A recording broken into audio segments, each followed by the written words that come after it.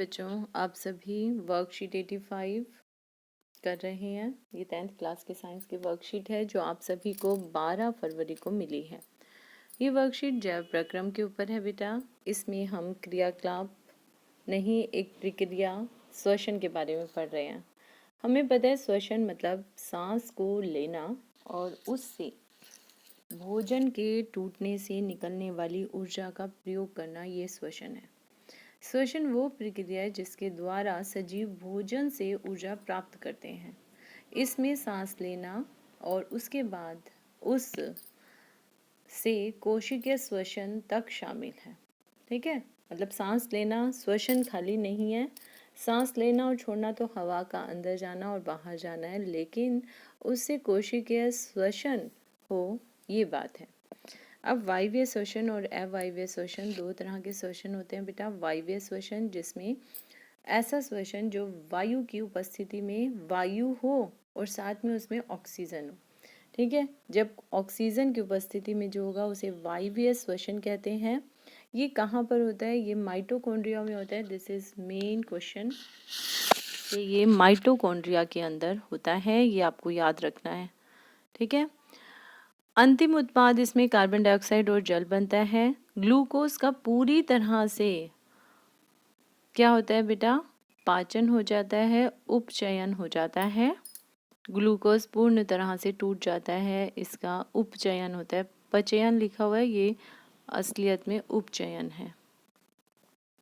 पूरी तरह से वो टूटकर कार्बन डाइऑक्साइड और जल में बनाता है और साथ में ऊर्जा निकलती है। ठीक है, ये हमें याद रखना है। अवायवीय श्वसन इसके उल्टा है, इसमें ऑक्सीजन की अनुपस्थिति में होगा। ये माइटोकॉन्ड्रिया में नहीं होगा, ये होगा कोशिका द्रव्य में। ठीक है, विशेषकर यीस्ट की कोशिकाओं में यीस्ट जो है, ये जीव, ये अवायवीय श्वसन करता है। इसके अंदर अल्कोहल बनेगा या फिर लैक्टिक अम्ल बनेगा और इसमें अपूर्ण उपचयन होता है, वो कम टूटता है, पूरी तरह से नहीं टूटता ग्लूकोज। और इथेनॉल, लैक्टिक अम्ल या कार्बन डाइऑक्साइड, इथेनॉल, लैक्टिक अम्ल या कार्बन डाइऑक्साइड निकलती है और साथ में थोड़ी कम मात्रा में ऊर्जा इसमें निकलती है। ग्लूकोज जब बेटा शरीर के अंदर जाता है, हर कोशिका के पास जाता है, तो सबसे पहले वो पाइरूवेट में बदलता है और उससे फिर ऊर्जा निकलती है। ठीक है, अब पाइरूवेट जो है वो कैसे कैसे श्वसन के द्वारा टूटता है वो देखो। माइटोकॉन्ड्रिया में जब ये पाइरूवेट, ग्लूकोज नहीं टूट रहा, ग्लूकोज तो सबसे पहले खुद ही टूट चुका है पाइरूवेट में। ठीक, और थोड़ी ऊर्जा उससे निकल गई है। अब ये पाइरूवेट टूटता है जब जैसे ही हम सांस लेते हैं, तो ये कैसे कैसे टूटता है वो देखो। ऑक्सीजन की उपस्थिति में माइटोकॉन्ड्रिया के अंदर ये कार्बन डाइऑक्साइड, जल और ऊर्जा निकलती है। यीस्ट में ऑक्सीजन की अनुपस्थिति में ये इथेनॉल बनाता है और साथ में कार्बन डाइऑक्साइड और ऊर्जा इसमें निकलती है। जबकि मांसपेशियों में, हमारी मांसपेशियों में ये लैक्टिक अम्ल और कार्बन डाइऑक्साइड और ऊर्जा बनाता है जब ये अवायवीय श्वसन करता है, मतलब ऑक्सीजन की सीमित मात्रा में, बहुत कम अभाव। वैसे हम सांस लेते हैं, वायवीय श्वसन करते हैं बेटा। पौधों में श्वसन, पौधे गैसों का आदान प्रदान किससे करते हैं? हमें पता है रंध्र से करते हैं।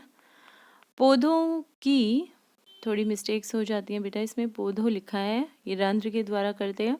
पौधों की कोशिकाओं में कार्बन डाइऑक्साइड और ऑक्सीजन का आदान प्रदान विसरण विधि के द्वारा होता है, ये याद रखना। कार्बन डाइऑक्साइड और ऑक्सीजन अंदर और बाहर कैसे जाती है? विसरण विधि के द्वारा। पत्ती में स्टोमेटा और कठोर एवं काष्ठ तने में लेंटिसेल, ये याद रखेंगे। छोटे छोटे कोई तना जो होगा बेटा, उसके अंदर, जैसे ये तना है आपका पेड़ का, ठीक, उसके अंदर बीच बीच में छेद हो जाते हैं, वहाँ से फट सी जाती है उसकी छाल, तो वो होते हैं लेंटिसेल।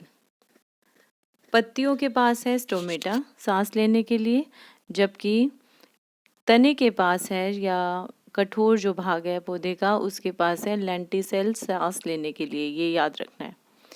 स्थलीय जंतु वायुमंडलीय ऑक्सीजन लेते हैं, परंतु जलीय जंतु जल में घुली हुई ऑक्सीजन का ही उपयोग करते हैं। वायु में ऑक्सीजन की मात्रा जल में घुली हुई ऑक्सीजन की मात्रा से अधिक होती है, इसीलिए स्थलीय जंतुओं को जल्दी से सांस लेने की आवश्यकता नहीं होती, जबकि जल में रहने वाले जंतुओं को ऑक्सीजन प्राप्त करने के लिए जल्दी जल्दी सांस लेने की आवश्यकता होती है। पहला क्वेश्चन देखेंगे, वायवीय और अवायवीय श्वसन के बीच अंतर लिखना है। तो इसमें आपको पॉइंट्स दिए हुए हैं, इसमें 1 2 3 4 पॉइंट्स हैं, तो आप ये 4 पॉइंट्स लिख देना।